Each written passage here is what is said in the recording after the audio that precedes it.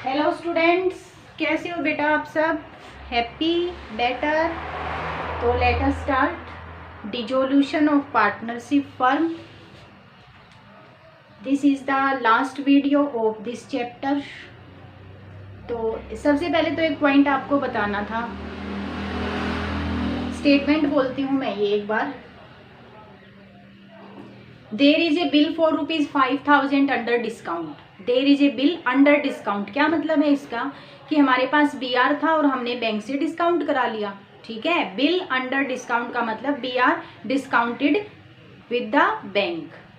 तो 5,000 का था बिल हमारा। Bill was received from R कोई पर्सन है, उससे हमें बिल मिला था। R prove insolvent and 60% received from his estate. केवल 60% मिला। देखिए एक बार, जो BR था, जो बिल था हमारा, वो 5,000 का था। हमने बैंक से इसको डिस्काउंट करा लिया था, बैंक के पास है अब ये। ठीक है, आर से मिला था, आर इंसॉल्वेंट हो गया और केवल 60% ही मिला है उससे, तो 60% हो गया भाई 3,000। अब इस स्टेटमेंट में आप मुझे ये बताइए कि हमें लॉस कितना हुआ। अब हमने क्योंकि बैंक से डिस्काउंट करा रखा था, तो जब टाइम आएगा तब आर तो पैसा देगा नहीं। ठीक है, तो अब बैंक किससे पैसा लेगा? बैंक फर्म से पैसा लेगा। कितना लेगा? जितने का BR था। क्यों? क्योंकि पूरा पैसा संस्था ले चुकी है। तो 5,000 रुपये अब फर्म को पे करने पड़ेंगे, बैंक को देने पड़ेंगे। तो इसके लिए देखिए आप रियलाइजेशन में क्या एंट्री करोगे, देखिए ध्यान से। जब 5,000 रुपये हमें देने पड़ेंगे बैंक को, तो realisation account debit to bank, ये मैंने लिख दिया है टू बैंक। ये रियलाइजेशन अकाउंट है हमारा। 5,000 रुपये पे करने पड़े, लेकिन हमें कुछ मिला भी है 60%। तो क्या लिखोगे आप यहाँ पे? By bank. और यहाँ लिख दो अमाउंट ऑफ बिल रिसीव्ड 60%, कितना? 3,000। ये एंट्री होगी बेटा इस पॉइंट की। अगर हमने कोई बिल बैंक से डिस्काउंट करा रखा है, ठीक है, और जो भी हमारा एक्सेप्टेंस है, जैसे आर में दिया था, हमें इंसॉल्वेंट हो गया है, 60% उससे मिला है। अब बैंक को हमें पूरा पैसा देना होगा। देना तो हमें 5,000 है, मिला है हमें 3,000। इसका मतलब 2,000 रुपये का हमारा लॉस हुआ है यहाँ पे। ठीक है, क्योंकि 3,000 रुपये हमें मिल चुके हैं 5,000 में से, तो 2,000 रुपये का लॉस हुआ है। तो ऐसे आपको ये दिखाना है। जर्नल एंट्री क्या बन जाएगी, देखिए। Journal entry realisation account debit to bank 5,000, bank account debit to realisation 3,000।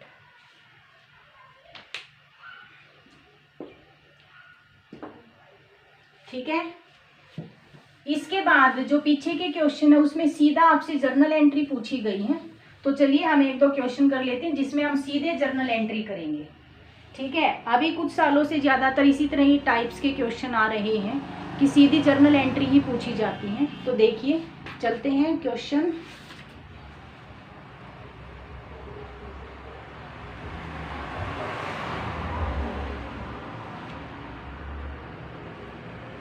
ABC partners हैं, they decide to dissolve their firm, pass necessary journal entry for the following after various assets and third party liability have been transferred to realization account। क्या कह रही हैं कि आपको necessary journal entry करनी है ये मानते हुए कि एसेट और लाइबिलिटी ट्रांसफर हो चुकी है रियलाइजेशन अकाउंट में। इसका मतलब आपको ट्रांसफर की जर्नल एंट्री नहीं करनी।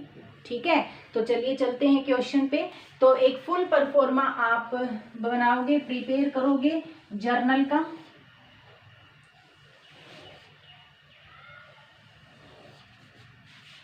डेट का कॉलम बिल्कुल जरूर बनाना है। ठीक है, अगर डेट दे रखी है तो डेट लिखेंगे, नहीं तो डेट वाले कॉलम में सीरियल नंबर लिख दिया करो। चलिए यहाँ पे सीरियल नंबर दे रखे हैं, डेट नहीं दे रखी है। तो फर्स्ट है हमारा B, जो कि पार्टनर है, ABC पार्टनर है। तो B एग्रीड टू पे of his wife's loan of ₹6,000।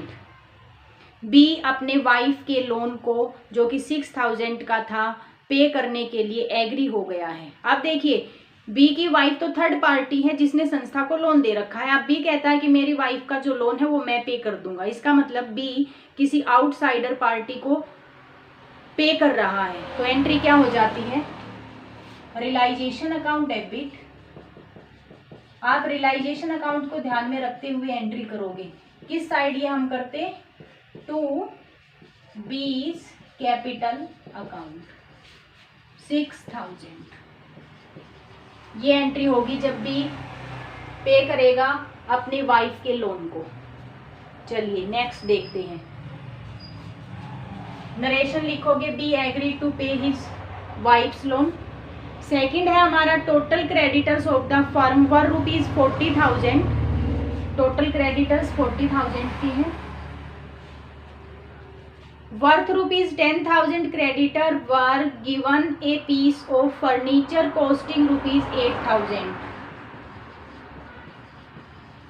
Furniture दे दिया जो 10,000 के क्रेडिटर्स थे। In full and final settlement, full and final settlement, ठीक है, in full and final settlement. अब एक बात और आपको बतानी है बेटा, जब भी कोई क्रेडिटर्स, जब भी कोई आउटसाइडर है, लाइबिलिटी है हमारी, अगर वो अपने डेब्ट के बदले में अगर संस्था की एसेट ले लेता है तो उसकी कोई भी जर्नल एंट्री नहीं होगी, रियलाइजेशन में वो कहीं भी नहीं दिखाया जाएगा। ध्यान दीजिए, अगर कोई क्रेडिटर, अगर कोई आउटसाइडर लाइबिलिटी है, अगर वो बदले में कोई एसेट ले लेता है तो इसकी कोई जर्नल एंट्री नहीं करोगे आप, ये पॉइंट आपको ध्यान रखना है। तो यहाँ पे भी सेम यही है कि जो 10,000 के क्रेडिटर्स थे उसने 8,000 रुपये का फर्नीचर फुल सेटलमेंट में ले लिया, तो बेटा हम इन दोनों की कोई एंट्री नहीं करेंगे, ना तो 10,000 हमें कहीं दिखाने हैं, ना 8,000 हमें कहीं दिखाने हैं। इसका मतलब अब हमारे जो क्रेडिटर्स हैं वो 30,000 के रह गए, क्योंकि 10,000 के क्रेडिटर्स ने फर्नीचर ले लिया है। आगे इन्होंने कहा रिमेनिंग क्रेडिटर, रिमेनिंग हमने निकाल लिए 30,000 है, अलाउड ए डिस्काउंट ऑफ 10%, यहाँ से हमें 10% डिस्काउंट मिल गई 3,000 की। तो बताइए कितना पे करें, 27,000। कितना पे करेंगे, 27,000। तो फर्नीचर लेने की कोई एंट्री नहीं होगी, ना डिस्काउंट की कोई एंट्री हम करेंगे। एंट्री करेंगे एक्चुअल में कितना पैसा पे किया है, एक्चुअल में कितना पैसा पे किया है, सिर्फ यही करेंगे।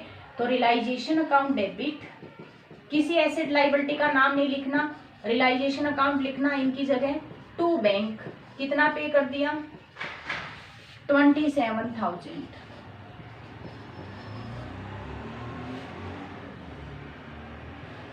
ये है। नेक्स्ट चलते हैं, ये A had given a loan of ₹70,000 to the firm, ये इलस्ट्रेशन नंबर 39 है, 39। A had given a loan of ₹70,000 to the firm which was duly paid. A जो कि पार्टनर था 70,000 लोन दे रखा था संस्था को और संस्था ने उसे पे कर दिया। तो देखिए लोन पे करने की एंट्री क्या हो जाती है, as loan account debit to bank,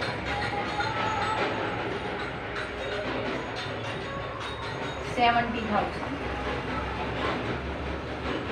loan pay कर दिया गया।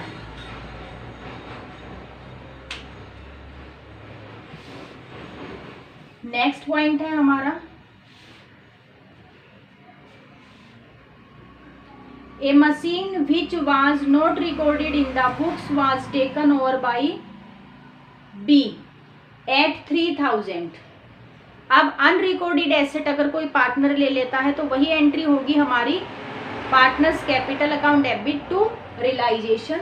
तो देखते हैं आगे भी कुछ दिया हुआ है, whereas it's expected value was ₹5,000। अब ये कह रहे हैं अनरिकॉर्डेड एसेट थी 3,000 में, बी के द्वारा ली गई है और इसकी जो एक्सपेक्टेड वैल्यू अगर हम लगाएं तो वो 5,000 लगा रहे हैं।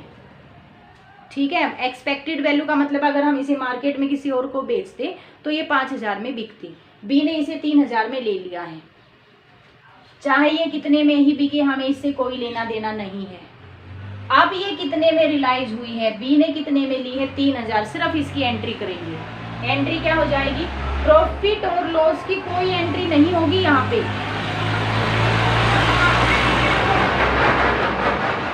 क्यों नहीं होगी, ये ऑटोमेटिकली हमारे रियलाइजेशन अकाउंट में ही आ जाता है। मान लो ये अनरिकॉर्डेड ना होती तो देखिए 5,000 हम यहाँ पे एसेट को ट्रांसफर करते और बेचते कितने में, 3,000 में। तो 2000 हमारा क्या आता, लॉस।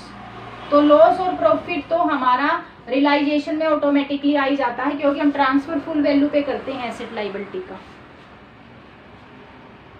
तो 3000 बेटा यहाँ पे केवल 3000 की हम एंट्री करेंगे। बी ने कोई एसेट ले ली है तो रियलाइजेशन बीज कैपिटल अकाउंट डेबिट, एसेट लेते हैं तो कैपिटल को डेबिट करोगे टू रियलाइजेशन। एक अकाउंट तो लगभग सभी एंट्रियों में रियलाइजेशन रहेगा। 3000।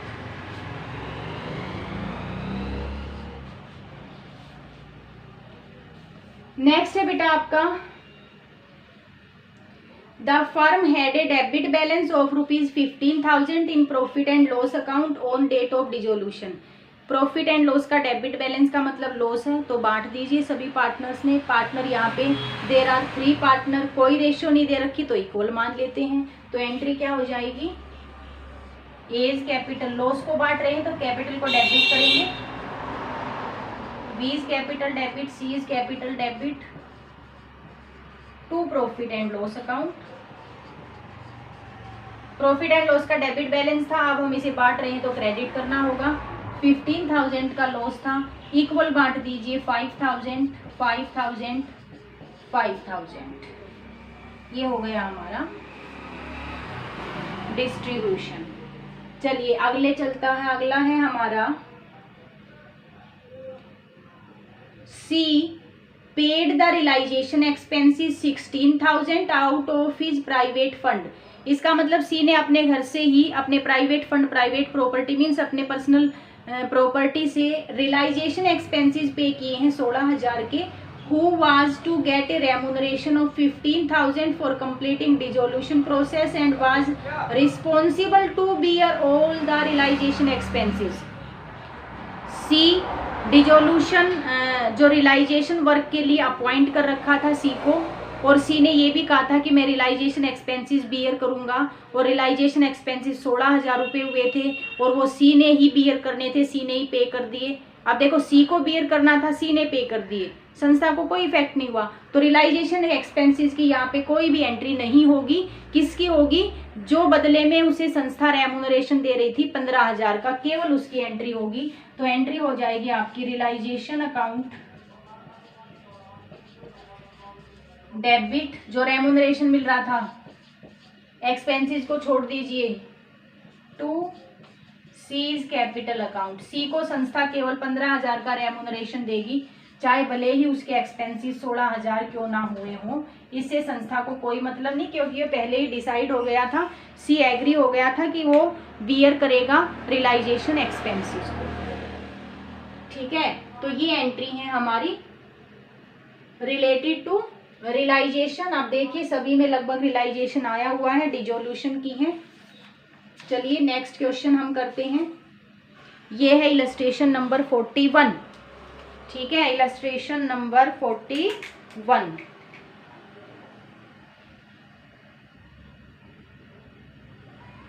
इसमें आपको देखिए क्या दे रखा है,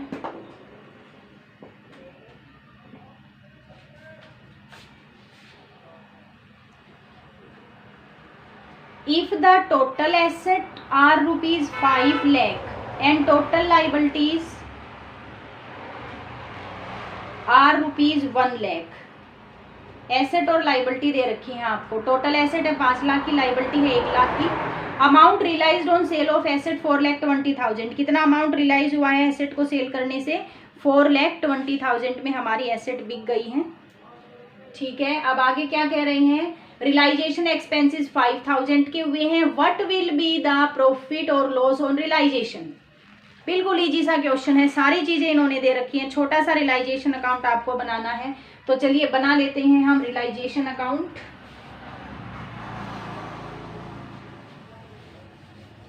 सबसे फर्स्ट स्टेप क्या करना है, हमें करना है एसेट और लाइबिलिटी को ट्रांसफर। सेकंड स्टेप क्या करेंगे, एसेट को रियलाइज करेंगे, लाइबिलिटी को सेल कर देंगे।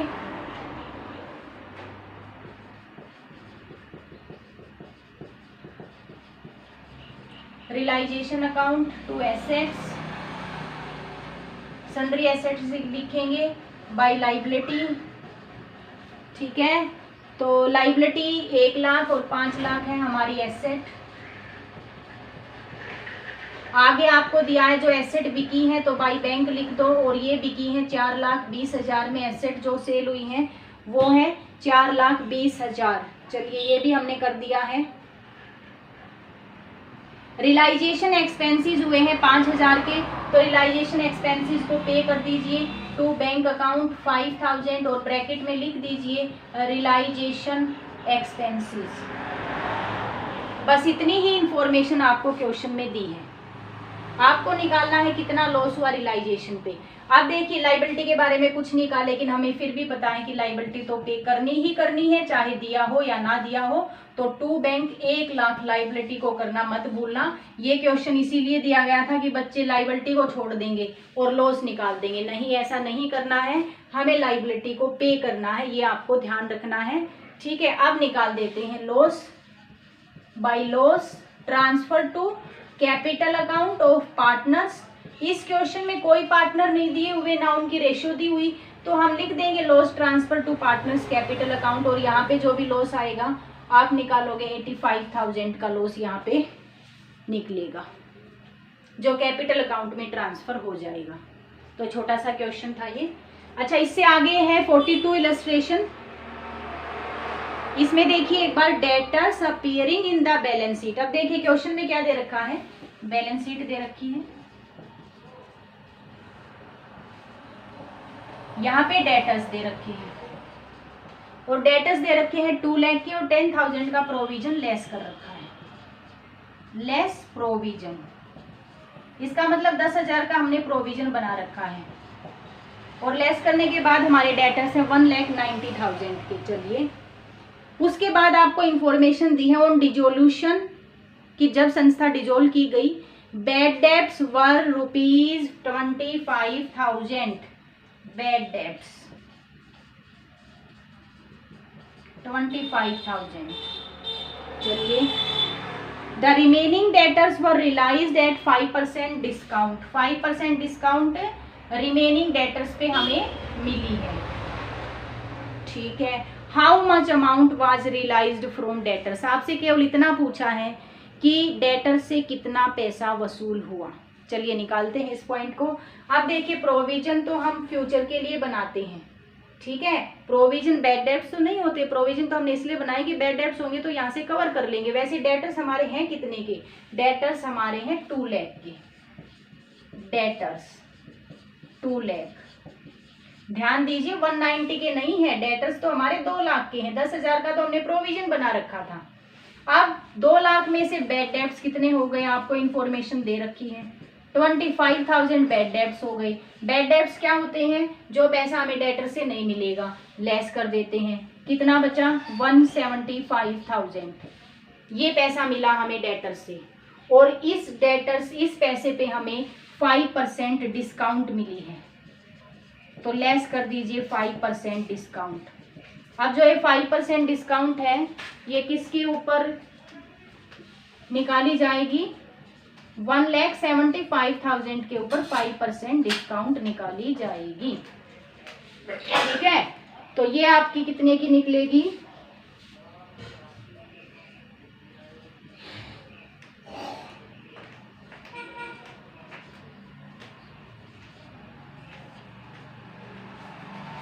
8,750 रुपए की डिस्काउंट निकली है। ध्यान दीजिए रिमेनिंग डेटर्स पे हमें डिस्काउंट देनी है, बैड डेट्स की तो कोई डिस्काउंट देनी नहीं, वो तो पैसा डूब ही गया, ठीक है। तो इसके बाद जो हमारा अमाउंट रिसीव होगा वो हम निकालते हैं, वही हमें क्वेश्चन में पूछ रखा है। तो भाई अमाउंट रिसीव्ड फ्रॉम डेटर्स ये आ गया हमारा